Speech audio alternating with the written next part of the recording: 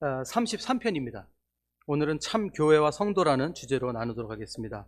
오늘은 시편 133편 굉장히 짧죠? 우리 세 구절밖에 없는데 우리 다 같이 함께 우리 한 목소리로 세 구절을 읽도록 할까요? 우리 함께 읽도록 하겠습니다. 시작. 보라, 형제가 연합하여 동거함이 어찌 그리 선하고 아름다운고, 머리에 있는 보배로운 기름이 수염 곧 아론의 수염에 흘러서 그의 옷깃까지 내림 같고, 힐몬의 이슬이 시온의 산들에 내림 같도다. 거기서 여호와께서 복을 명령하셨나니 곧 영생이로다. 아멘. 네, 오늘 이 시편은요, 133편은 사실은 성전을 올라갈 때 부르는 찬양, 그 15곡이 있어요. 시편 안에 15곡인데 이게 14번째 곡입니다. 구절이 참 짧죠. 세 구절밖에 없습니다. 근데 이 세 구절이 딱 암기하기도 좋은 시인데, 이 짧은 요 시 안에 굉장히 귀한 진리가 담겨 있습니다. 그래서 오늘 말씀이 길진 않겠지만 이 안에 있는 굉장히 귀한 진리를 함께 여러분들과 나눠보고자 합니다. 먼저 오늘 첫 번째 구절에서 우리가 좀 나눠보려고 해요. 첫 번째 구절에서 어떻게 시작합니까? 보라, 그러죠. 보라, 형제가 연합하여 동거함이 어찌 그리 선하고 아름다운고 하는 부분입니다. 근데 이 보라 하는 단어, 여기서 그냥 지나칠 수 있는데 이 보라 하는 단어가 굉장히 중요합니다. 보라. 자, 성경에서 보라 하라고 기록한 부분은 아무 때나 사용하는 말이 아닌 걸 우리가 알아야 돼요. 보라 하면 굉장히 중요합니다. 그래서 보라 하는 부분을 영어로는 behold 이렇게 되는 거예요. behold. 이렇게 attention 하는 거죠. 폴투게서 attention. 여기를 집중해서 보라 이런 얘기입니다. 굉장히 중요한 얘기를 할 때 사용되는 언어입니다. 그래서 보라 하면 어떤 뜻이냐면, 보라, 아주 좋은 소식이다. 일로 와봐라. 굉장히 큰 소식이다라고 이렇게 집중시키는 거죠. 그래서 보라라고 얘기를 하고 있습니다. 그래서 여기를 잘 보고 내 말을 잘 들어라. 이런 얘기를 하고 있는 거예요. attention 하는 겁니다. 근데 이렇게 이야기를 하면서 결국엔 무슨 얘기로 들어가죠? 형제가 연합하여 동거함이 어찌 그리 선하고 아름다운 거, 이런 얘기를 합니다. 자, 보라! 그래 놓고 별 얘기 아닌 것 같아요. 형제가 연합하여 동거함이 어찌 그리 선하고 아름다운 거. 그렇죠. 형제가 연합하여 동거함이 아름답죠. 안 아름답겠어요? 이렇게 생각할 수 있는데, 보라 하고 이 말씀하시는 데 굉장히 중요한 의미가 있습니다. 우리가 집중해서 생각해야 되는 부분이 바로 이거라는 거예요. 형제가 연합하여 동거함이 어찌 그리 아름다운 거. 저희들이 말씀을 잘 이렇게 읽다 보면요, 이 부분이 놀라운 것은, 여러분들 이걸 한번 기억해야 됩니다. 하나님께서 성경에서 선하고 아름답다라고 서술하신 부분이요, 거의 없는 거 아세요? 선하고 아름답다 하신 게 거의 없습니다. 이 문장을 원어 그대로, 어순 그대로, 원어 그대로, 형제가 연합하여 동거함이 어찌 그리 아름다운 거를 그대로 한번 풀어서 쓰면요, 이게 어떻게 풀었을 수 있냐면, 정말 좋다로 시작합니다. 정말 좋다. 그 다음에 뭐냐면 산다는 것이, 그리고는 형제가 참으로 함께, 이렇게 됩니다. 재밌죠? 그러니까 원래는 이 문장을 어순대로 읽으면 이렇게 됩니다. 정말 좋다, 산다는 것이, 형제가 참으로 함께, 이런 뜻이에요. 같은 뜻이에요. 형제가 연합하여 동거함이 어찌 그리 아름다운 건데, 정말 좋다가 뭔지예요. 정말 좋다, 산다는 것이, 형제가 참으로 함께, 이렇게 되어 있다는 것입니다. 그러니까 정말 좋은 것이 뭐가 좋다고요? 사는 게 좋다는 거예요. 사는 게 정말 좋다. 근데 어떻게 사는 것이 좋은가? 형제가 참으로 함께 사는 것이 선하고 아름답다고 말씀하신 거예요. 이거 한번 잘 묵상해 봐야 됩니다. 예수님도요, 여러분 생각나시죠? 한 서기가 찾아와서 이렇게 물었죠. 선하신 선생님이요 라고 막 이렇게 아양을 떠니까, 예수님께서 뭐라고 말씀하셨죠? 왜 나한테 선하다고 하느냐? 선한 분은 오직 하나님 한 분이시다. 이렇게 말씀하셨죠. 예수님도 선한 분은 누구밖에 없다고요? 하나님밖에 없다고 말씀하셨어요. 근데 하나님이 시편에서 뭐라고 말씀하시냐면, 형제가 함께 사는 것이 얼마나 선하고 아름다운지 그걸 얘기해 주시고 계십니다. 정말 대단한 칭찬입니다. 저희들은 그래서 하나님께서 우리 형제 자매들이 함께 사는 것, 그것도 참으로 함께 더불어 사는 것을 얼마나 기뻐하시는지를 우리가 이 구절을 통해서 깊이 묵상해 봐야 돼요. 그리고 이것이 우리 신앙의 핵심이 되어야 된다는 거 우리가 잊어서는 안 된다는 겁니다. 자, 이제 오늘 말씀이 어떤 방향으로 갈지 조금 감이 잡히시죠? 여러분, 하나님께서요, 창세기 때 아담을 창조하시고 흙으로 아담을 빚으시고 나중에 그가 혼자 있는 것을 보시고 이렇게 말씀해요. 그가 혼자 사는 것이 보기 좋지 않다 하시면서 그 하와를 돕는 배필로 지어주신 거 우리가 기억하지 않습니까? 그래서 저희들이 함께 산다는 것, 참으로 서로 돕는 배필로 산다는 것, 이게 꼭 부부 관계에서만 속한 것이 아니라는 것을 이 구절을 통해서 묵상해야 돼요. 하나님은 혼자 사는 것을 좋아하시지 않습니다. 하나님은 혼자 있는 거 좋아하지 않아요. 근데 요즘 한번 세상을 보십시오. 사람들이 점점 혼자 있는 것을 선호합니다. 우리 청년들도 혼자 있는 걸 좋아해요. 전철을 타거나 버스를 타도 다들 셀폰 보면서 혼자 있는 걸 좋아합니다.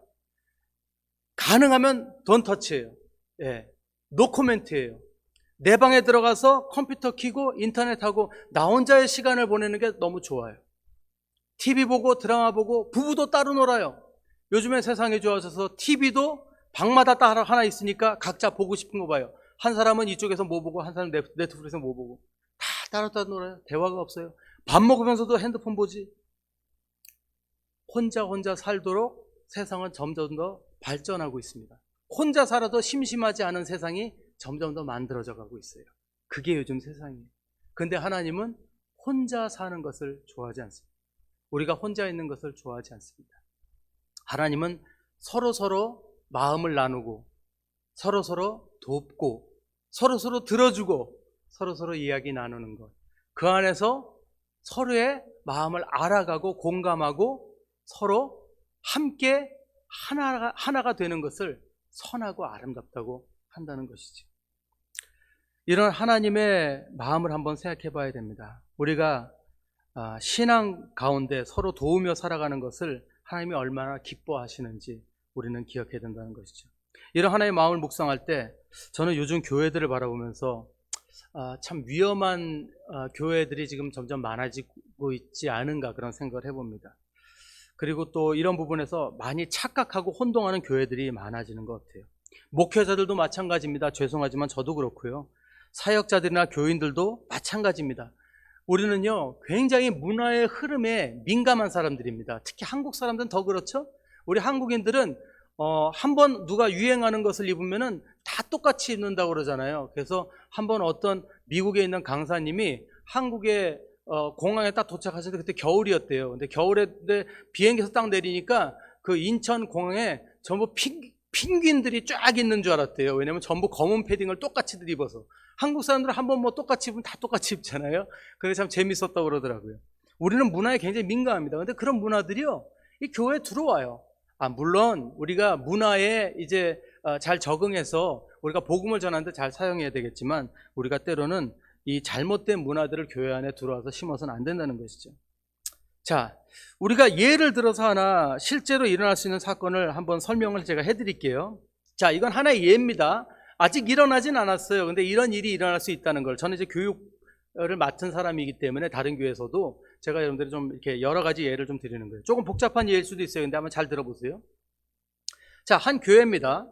한 교회의 교육부가 주일 학교에 대해서 회의를 했어요. 회의를 했는데 거기서 이제 어떤 문제가 이제 드러났냐면 많은 교사들 중에 세례를 받지 않은 교사들이 많다는 것을 알게 됐어요. 그래서 이 문제를 해결해야 되겠다라고 생각을 하고 어떻게 교육부가 이 문제를 해결하냐면 교사들에게 모두 세례를 받도록 강요하라는 명령이 떨어집니다. 교회에서. 그러니까 교회 정책이 돼버린 거죠.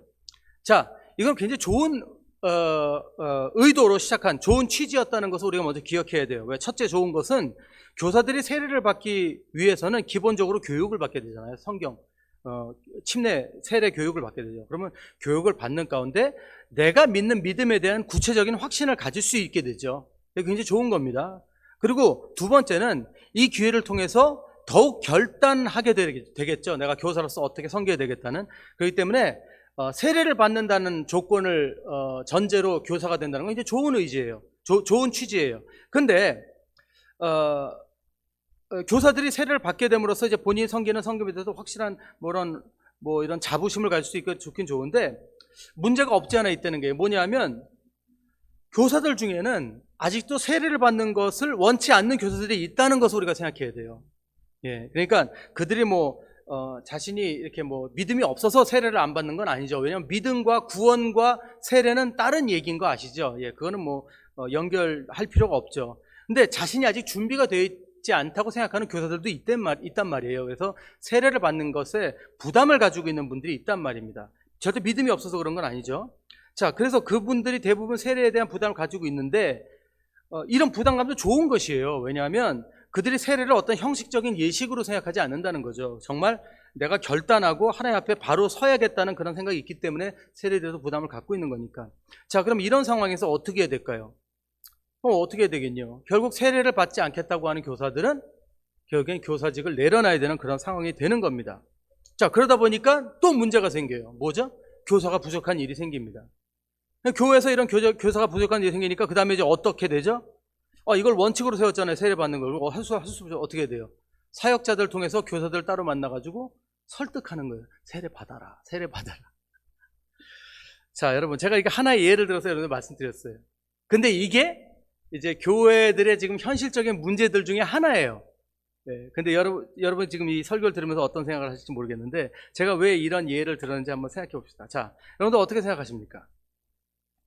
물론 이게 하나의 예라 할지라도 이게 특별히 어디 부분에 일어나지 않아도 일어날 수 있는 일이고 일어난 일들이에요. 사실 여러 교회에서 이미.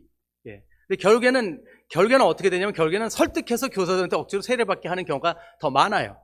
해답은 없어요. 예. 어느 게 맞고 틀리고 저도 없어요. 잘못된 것도 없고 잘한 것도 없어요. 세례 받아도 마찬가지고 안 받아도 괜찮아요.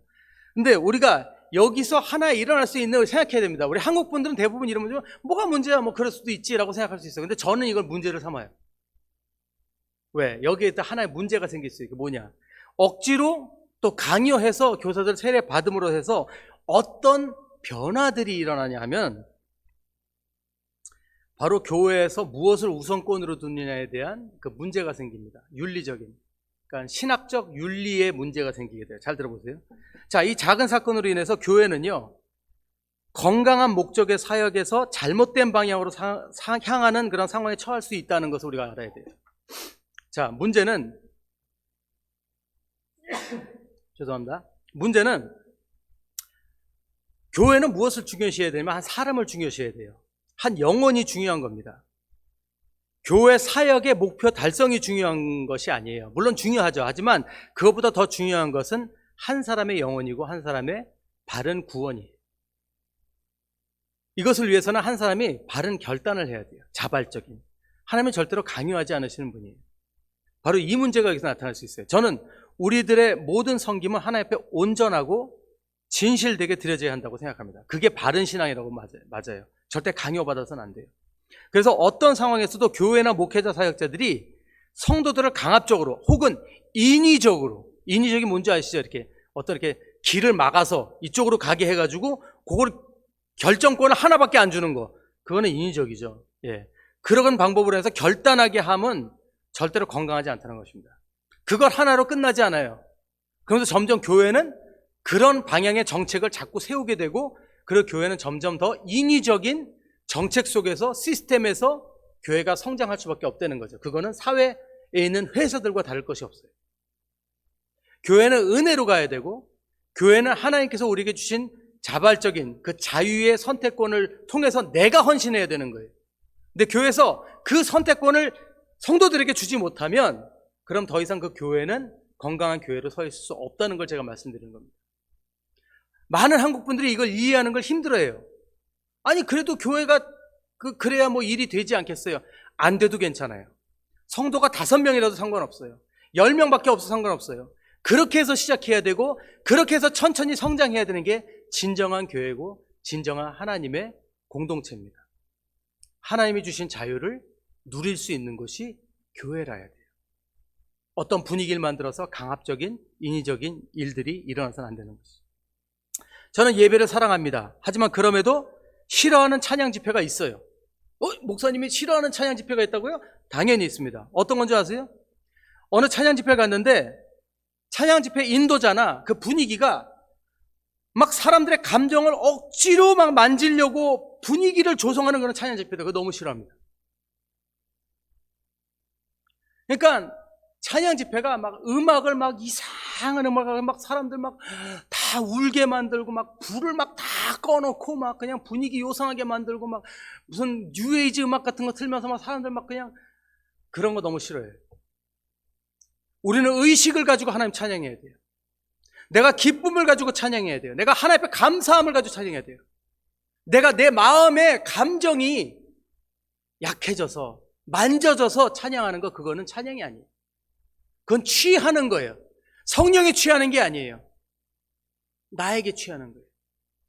그럼 심리적으로 사람을 조정하는 거예요. 그거 싫어해요. 저는 이런 말씀 선포도 싫어합니다. 목사님 말씀 선포도 싫어하는 게 있어요? 있어요. 저는 이런 설교 싫어요.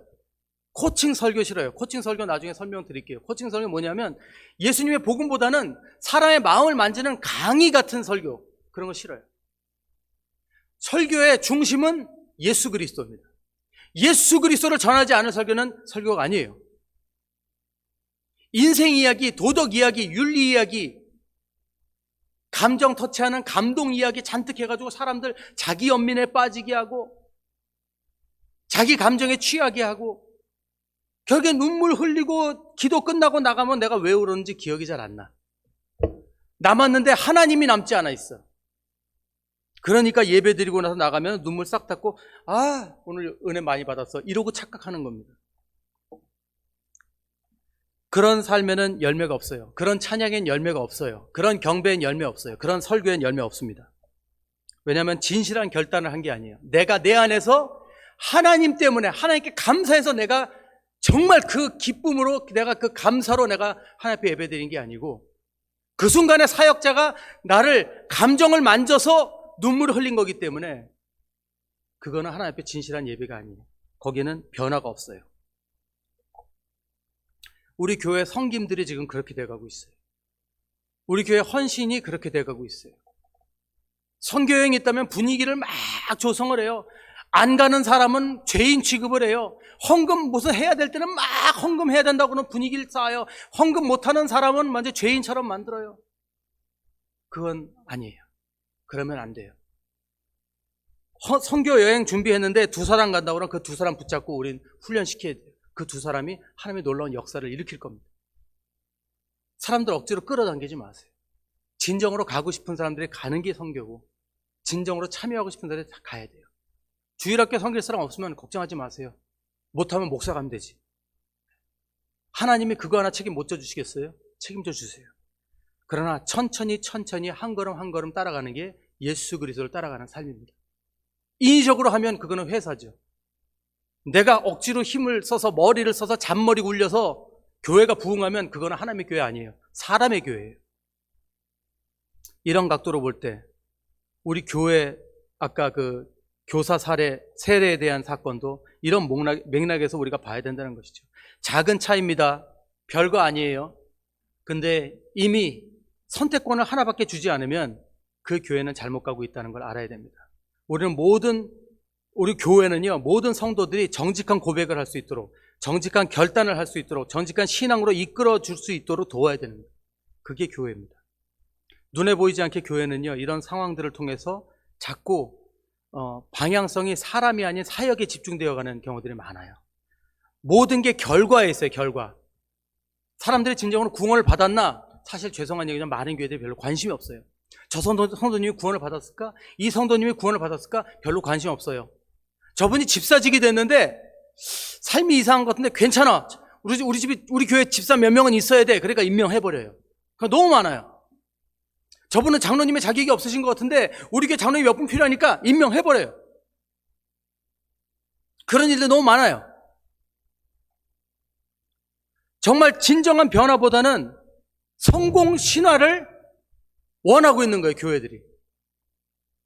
숫자적인 성공, 눈에 보이는 성공, 우린 절대 잊어서는 안 됩니다. 하나님께서 무엇을 선하고 아름답다 하셨는지, 하나님은 우리들의 어떤 성과를 선하다 하지 않으셨다는 거 기억해야 됩니다. 어떤 숫자의 부흥을 아름답다고 하지 않으셨다는 거예요. 하나님이 보다 우리 형제 자매들이 서로 더불어 베풀어 서로 사는 거, 주 안에서 참으로 변화되어서 함께 동고동락하고 사는 거, 그것을 선하고 아름답다고 하셨다는 거, 이거 기억해야 된다. 지금도 많은 그리스도인들이 이런 중요한 진리를 깨닫지 못합니다. 많은 교회들이 이걸 잊어버렸어요. 하나님의 축복과 보호하심을 신앙의 그런 목적으로 두고 살아갑니다. 그냥 하나님께 받는 평안함, 하나님께 받는 안위, 하나님께 받는 치유, 이런 거를 목적으로 살아가요, 성도들이. 왜? 교회에서 그걸 해주지 못하니까. 물론 그 어느 누구도 난 그렇지 않은데요, 그렇게 이야기하지 맞아요, 저는 축복과 이런 걸 기대합니다라고 얘기하지 않겠죠. 하지만 제가 볼 때 그래요. 저도 그래요. 저도 기도가 응답되지 않고 때로는 내가 기도를 했는데 원치 않는 결과가 나타날 때, 그런 결과가 맞닥뜨리게 될 때 저도 모르게 속으로 이렇게 은근히 하나님을 원망하는 그런 마음이 있어요. 예. 그리고 때로는 하나님의 사랑을 좀 의심할 때가 있어요. 하나님 진짜 저 이러다가 그냥 예수님 십자가에다 버리셨듯이 버리시는 거 아니에요? 그런 의심할 때가 있어요. 물론 예수님은 그 시간을 지나가셨지만 이거는 모든 연약한 인간들이 누구나 드러낼 수 있는 것이죠. 왜냐하면 욥도 그랬잖아요. 욥도 1장에 보면 자기 자녀들이 다 죽음을 당하고 그런 어려운 일들이 갑자기 찾아오니까 자기 옷을 찢으면서 울지 않았습니까? 울고 울었지만 물론 그 바로 뒤에 범죄하지 않고 주신 분도 하나님이요 거두시는 분도 하나님이라 라면서 고백을 하였지만 그래도 자기의 슬픔은 표출했잖아요. 그렇죠? 그러니까 사람은 다 그럴 수 있어요. 근데 이렇게 우리가 경배와 예배, 성김과 헌금을 드리면서 자연스럽게 하나의 보호하심과 축복의 그 신앙, 그런 거를 목적으로 두는 것, 그런 게 있을 수 있어요. 근데 그것이 우리의 삶에, 우리 신앙의 목적이 돼서는 안 된다는 겁니다. 우리는 알아야 된다는 거죠. 신앙의 목적은 여기에 있는 것이 아니라는 거예요. 물론 이 시간에도 하나님의 치유와 그런 하나님의 그런 기적과 이적들은 일어나고 있습니다. 안 일어나는 게 아니에요. 하나님의 축복의 그런 역사들은요, 분명 존재합니다. 그렇지만 우리의 최종 목적이 그것이 될 수는 없다는 것이죠. 하나님께서 종종 저희들에게 이런 기적과 표적들을 보여주시는 이유는 다른 게 아니에요. 다른 게 아니라 하나님께서는 지금도 살아계시다는 표적을 보여주시는 거죠. 이 진리를 분명하게 설명하고 있는 책이 바로 요한복음이에요. 사도 요한은 요한복음을 통해서 예수님의 7대 표적을 설명했어요. 그러면서 하나님께서 살아계시다는 것을 얘기했죠. 7가지 표적을 보면은 이렇게 되어 있어요. 물로 포도주 만드신 사건, 그리고 신하의 아들을 치유하신 사건, 또 38년 된 병자를 치유하신 사건, 오병이어로 5,000명 먹이신 사건, 무리를 걸으신 사건, 날 때부터 소경된 자를 치유하신 사건, 죽은 나사로를 살리신 사건, 이 7가지 사건으로 하나님은 지금도 살아계신다를 표적으로 보여주셨어요. 그리고 그것을 요한복음에서 설명하고 있는 거예요. 근데 이게 우리의 궁극적인 목적이 돼서는 안 된다는 거예요, 신앙에. 이적을 경험해야만, 치유를 경험해야만, 그래야만 하나님의 사람이 아니라는 거죠. 하나님은 이런 기적과 이적들을 통해서 그분이 살아계신 전지전능한 하나님이라는 것을 나타내시지만 그것을 우리 모두에게 주시는 건 아니라는 거죠. 제가 참 좋아하는 목사님 중에 조정민 목사님이라는 분이 있습니다. 그런데 그분이 이런 말씀하셨어요. 우리들이 기적과 이적 그 자체에 매달려서 안 되는 이유가 있는데 그게 뭐냐면 바로 우리들은 기적을 경험해도 곧 언젠가는 죽을 거라는 겁니다.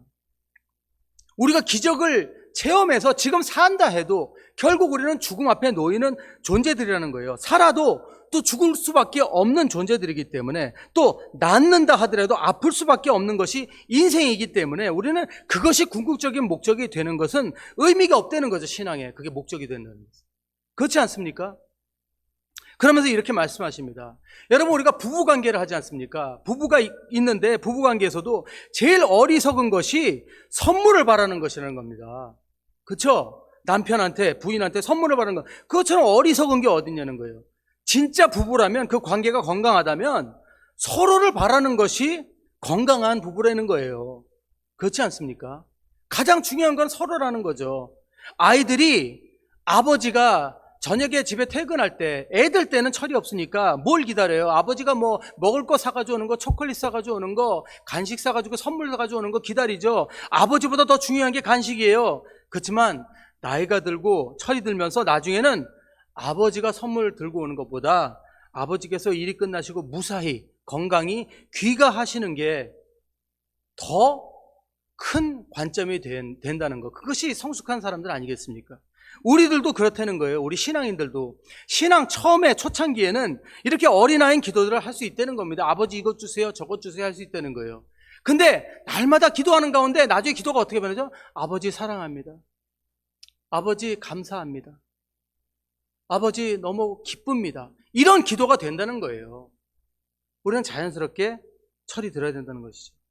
전 잘 모르는 분인데 배우 김명호라는 분이 그 육종암이라는 그 암을 지금 걸리셔가지고 희귀한 암인데 투병 생활을 하고 계신데 굉장히 고통스러운 암이라고 해요. 근데 그분이 기독교가 아니었는데 이 일을 통해서 아마 예수를 믿게 되신 걸로 제가 알고 있어요. 근데 그분이 처음에 결단을 하시고 기도를 드릴 때 이렇게 기도를 하셨대요. 하나님, 저를 치유해 주시면 교회 열심히 다니겠습니다. 이렇게 기도를 하셨대요. 그랬더니 꿈에서 십자가가 한 2번 정도 나타났다고 그래요. 2번 정도 나타났는데 치유가 되진 않았는데 지금 그 악성이 나타났는데 그게 전이가 되질 않고 다행히, 그래서 지금도 지금 투병 중에 있다고 합니다. 빨리 그분이 치유받기를 원하시는데 제가 여러분들에게 이 얘기를 한 거는 그분의 기도하신 내용이 너무 재밌어서요. 여러분, 하나님께서 저를 치유해 주시면 교회를 열심히 다니겠습니다 하면 그래? 네가 교회 열심히 다닐 거야? 그래, 그럼 내가 치유해 줄게. 이럴 뿐이 아닌 거 아시죠? 어린아이 같은 기도죠. 저도 언젠가 이 김용호 배우님께서 치유되시고 하나님께 성숙한 기도를 드리실 날이 올 거라고 저는 믿습니다. 처음에 우리가 이렇게 기도할 수 있다는 거예요. 처음에 우리 신앙이 이럴 수 있다는 거예요. 교회 처음 나와서 이럴 수 있어요. 교회 처음 나오니까 하나님 잘 모르니까 와서 아이고 요즘 장사가 너무 안 돼요. 하나님 장사 잘 되게 해주세요. 아이고 우리 애들이 공부 너무 못해요. 공부 좀 잘하게 해주세요. 할 수 있어요. 할 수 있어요. 근데 교회 다닌 지 10년이 됐어요. 20년이 됐어요. 30년이 됐어요. 그런데도 아이고 하나님 우리 가게 잘 되겠어요. 우리 애들이 뭐 시험을 잘 못 보는데 이러고 있으면 나이 30이 됐는데 아버지가 퇴근했는데 30이 돼가지고 아빠 오늘 초콜릿 안 사왔어? 이러면 너무 웃기잖아요. 그거 같다는 거죠. 우리는 기적을 믿어야 됩니다. 바라야 됩니다. 이적을 믿어야 됩니다. 하지만 거기 끌려다니고 거기에 본질을 잊어서 안 되는 거예요. 본질은 뭐죠? 본질은 형제가 참으로 함께 살아가는 것. 그게 교회의 본질이라는 거예요. 교회에서 봉사하는 거 좋고 다른 사람을 돕는 거 좋고, 근데 먼저 우리가 선하고 아름답게 이 안에서 살아가면요, 그때부터 하나님이 보시는 게 보여요. 누가 강요하지 않아도 우리 교회에서 제가 만약에 최호영 목사가 오늘 우리 교회 너무 요즘 아무것도 안 하는 것 같은데 우리 나가서 봉사 좀 할까요? 그래 그럴까요? 하고 하는 그게 뭐예요? 그게 아니잖아요. 우리 안에서 사랑이 이루어져야 돼요. 우리 안에서. 우리 안에서. 그러면은 보인다는 거죠. 우리가 너무 하나님 앞에 가까이 갈 줄 모르고 정말 중요한 게 뭔지 모르니까. 그러니까 맨날 와서 필요할 때만 기도하고 일이 잘 마무리되면 아유 하나님 감사합니다. 다음에 또 뵙겠습니다. 이러고 가는 거 아니에요. 이게 뭐야 이게. 그죠? 그런 분들 참 많다는 거죠. 재밌는 얘기가 있어요. 어느 교회 한 집사님께서 한 10년 교회 다니신 분인데 한 번도 대표 기도를 안 하셨는데 갑자기 대표 기도 맡게 되셨대요. 근데 전에는 이제 요리조리 잘 빠져나가셨는데 아마도 요번에 이제 빼도 막도 못하고 강단에 오르실 수밖에 없었나 봐요. 근데 막상 기도를 하려고 올라갔는데 할 말이 없는 거예요. 평소 기도를 해봤어야 알지. 10년 동안 한 번도 기도를 안 한 거예요. 그러니까 이분이 한참 고민하다가 처음으로 입을 떼고 한마디를 하셨는데 이렇게 하셨다고요. 하나님, 제가 10년 동안 아쉬운 소리 한 번 한 적이 있습니까? 이렇게 말씀하셨대요. 너무 웃겼죠. 자, 우리는 여러분 어린아이 같지만 하나님 앞에 자꾸 기도하면서 주님 앞에 나가야 된다는 거죠. 그래야 성숙해진다는 거예요. 그러면서 그 안에서 기적을 믿고 기대해야죠. 그렇지만 우리가 더 생각해야 되는 것은 우리가 기도하면서 하나님의 주권을 인정하고 우리가 기도를 올려드리지만 때로는 하나님이 치유해 주실 수도 있고 치유 안 해주실 수도 있어요. 치유해 주시면 주님 감사합니다. 할렐루야. 치유 안 해주셔도 주님 감사합니다. 더 선한 뜻이 있으실 거 믿습니다 하고 그분의 결정을 존중하고 기다려야 되는 거죠. 신앙의 목적은 어떤 결과나 목표 달성에 있어서는 안 된다는 거예요. 어떤 성공주의에 있어서는 안 된다는 거예요. 하나님의 뜻이 이루어지는 것을 우리들은 기쁨으로 받아들이고 그보다 더 중요한 것에 집중해야 됩니다. 그게 바로 우리가 하나 되는 것이죠. 그게 바로 선하고 아름다운 것이라는 겁니다. 때로 예배를 드리기 위해 모이신 분들끼리 서로 얼굴도 마주치기 불편해하시는 경우들을 보고 굉장히 슬픈 마음을 가질 때가 있습니다. 왜냐하면 하나님이 그걸 보시고 얼마나 슬퍼하실지 한번 생각해 보세요. 교회를 통해서 성도들이 하나 되는 것, 그것이 교회의 목적인데 아무것도 안 해도 돼요. 여러분, 정말 교회는 여기 와서 같이 우리가 하나 되는 게 목적인데 그것이 선하고 아름다운 것인데 그걸 잊으면 안 된다는 것이죠. 말씀 맺겠습니다. 사랑하는 여러분, 우리가 신앙생활 하면서 교회에서 정말 싸워야 하는 것은 바로 다른 것이 아니라 나 자신과의 싸움입니다. 나 자신과의 싸움. 사단은 지금도요, 우리들의 마음에 이렇게 얘기를 합니다. 야, 누구하고 상종하지 마. 그냥 안 만나는 게 아니라 얘기하지 마. 저 사람하고 그냥 대충 인사하고 그냥 도망가 버려. 피해. 그런 마음을 끝없이 심어놉니다. 저랑 싸워야 돼요, 여러분. 여러분, 제일 쉬운 게 뭔지 알아요? 교회에서 친한 사람하고만 얘기하는 거. 그거 좀 쉬운 게 어디 있어요? 그게 무슨 성도야? 네. 예수님도 그러셨잖아요. 사랑할 수 있는 사람만 사랑하. 그게 무슨 사랑이냐? 네. 사랑하지 않지만 그분의 말씀 좀 들어드리고, 그러세요. 진정한 마음으로, 예, 같이 한번 나눠보고, 우리 마음 열고 한번 대화 나눠보고, 좀 걸끄러운 분이 있으면 먼저 눈으로라도 인사를 좀 나눠보는 용기를 가지고, 그 용기 달라고 기도하세요, 여러분. 하나님, 저는 못합니다. 나는 죽어도 못해요. 나는 그 인간한테 내가 눈을 못 마주치겠어요 하면, 주님 도와주세요. 그렇게 하라면서요. 도와주세요 하세요. 하나님이 꼭 기회 주십니다. 할렐루야, 하나님 꼭 주십니다. 제가 가란치답니다, 그거.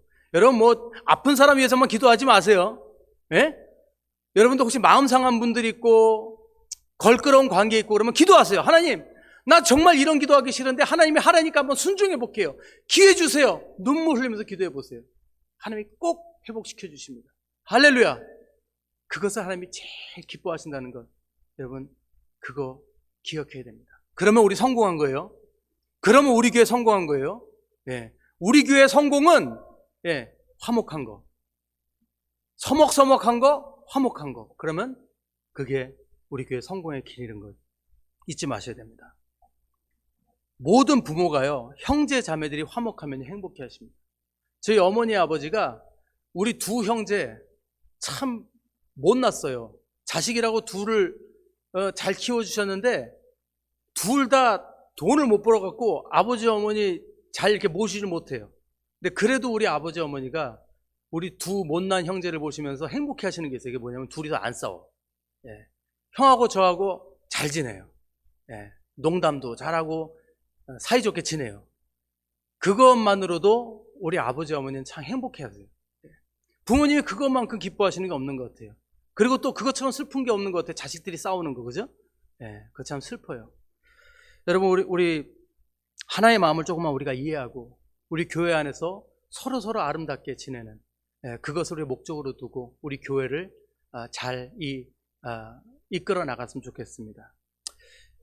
6월 6일이 현충일이었죠. 그리고 6월 25일 요번에 6.25 71주년을 맞았다고 합니다. 정말 71주년. 굉장한 시간이 지났죠. 현충원에 이런 현수막이 걸려 있더라고 합니다. 그 어려운 시간들을 지났던 우리 어르신들을 생각하면서 이렇게 쓴 것 같아요. 당신들이 이겨내셨듯이 우리도 이겨내겠습니다. 이렇게 써 있더라고 해요. 참 아름다운 말인 것 같아요. 말 한마디에 감동이 오네요. 사랑하는 여러분, 우리 예수님은 우리를 위해 십자가에서 승리하셨습니다. 예, 우리를 사랑하시면서 승리하셨거든요.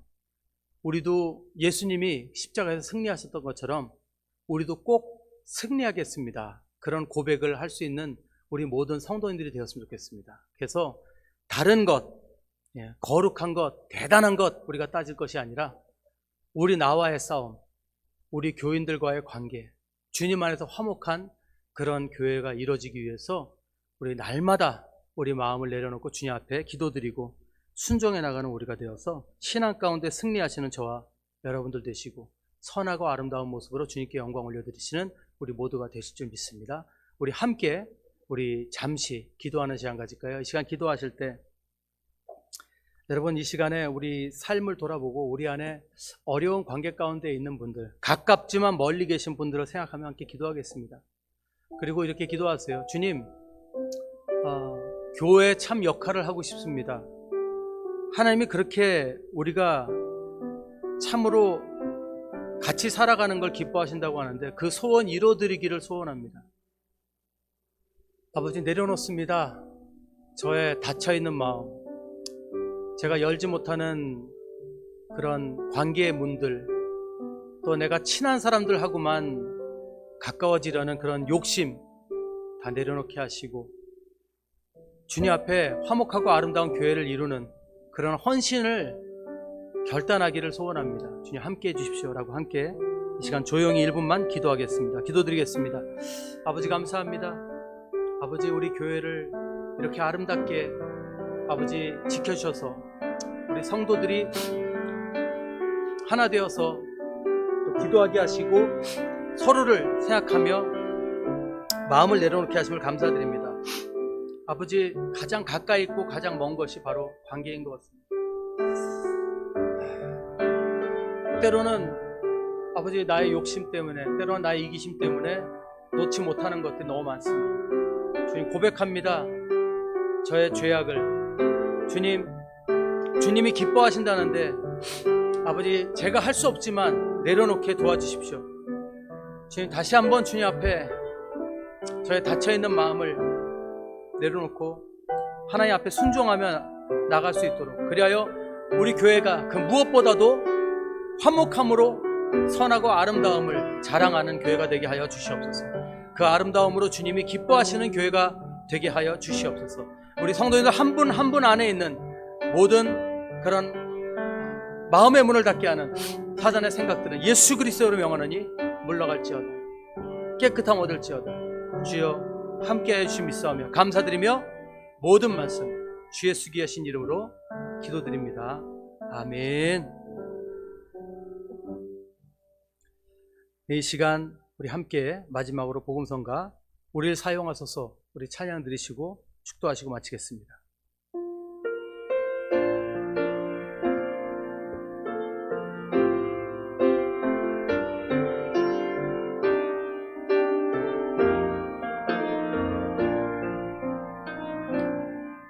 우리에겐 소원이 하나 있네. 주님 다시 오시 그날까지 우리 가슴에 새긴 주의 십자가 사랑 나의 교회를 사랑케 하네. 주의 교회를 향한 우리 마음 희생과 포기와 가난과 고난 하물며 죽음조차 우리 막을 수 없네. 우리 교회는 이 땅에 임하 교회를 교회되게 예배되게 우리 사용하소서. 진정한 부흥의 날 오늘 임하도록 우리 사용하소서. 교회를 교회되게 예배되게 우리 사용하소서. 진정한 부흥의 날 오늘 임하도록 우리 사용하소서. 성령 안에 예배하리라. 자유의 마음으로 사랑으로 사역하리라. 교회는 생명이니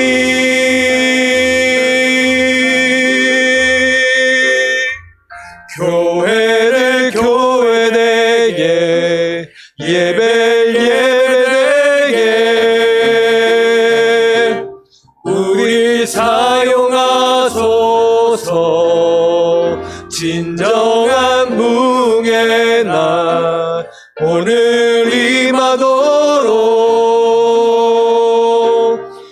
우릴 사용하소서. 우릴 사용하소서. 우릴 사용하소서.